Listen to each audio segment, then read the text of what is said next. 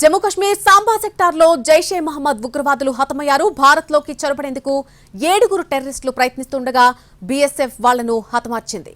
జమ్మూలో ఉద్రిక్త పరిస్థితులు కొనసాగుతున్నాయి. మరొకవైపు సామాన్యుల ఇళ్లపై పాక్ దాడులు చేసింది.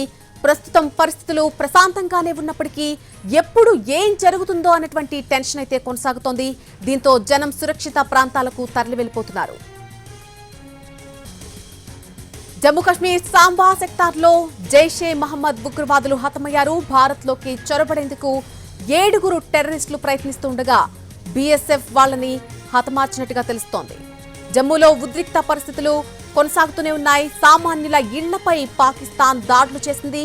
ప్రస్తుతం పరిస్థితులు ప్రశాంతంగానే ఉన్నప్పటికీ ఎప్పుడేం జరుగుతుందో తెలియనటువంటి టెన్షన్ వాతావరణం కనిపిస్తోంది అక్కడ. దీంతో జనమంతా కూడా సురక్షిత ప్రాంతాలకు తరలి వెళ్లిపోతున్నారు.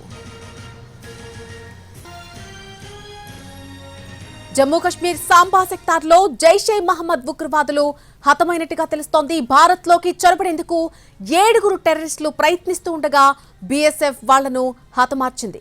బోర్డర్ సెక్యూరిటీ ఫోర్స్ ఈ మేరకు వారు చేసినటువంటి ప్రయత్నాన్ని భగ్నం చేసింది. దాదాపుగా 7 ఉగ్రవాదులను మట్టుబెట్టింది బోర్డర్ సెక్యూరిటీ ఫోర్స్. సాంబా సెక్టార్లో జైషే మహమ్మద్ కు చెందినటువంటి ఉగ్రవాదులు దేశంలోకి చొరబడేందుకు యత్నం చేస్తున్నప్పుడు బీఎస్ఎఫ్ వారిని అడ్డుకొని మట్టుబెట్టడం జరిగింది.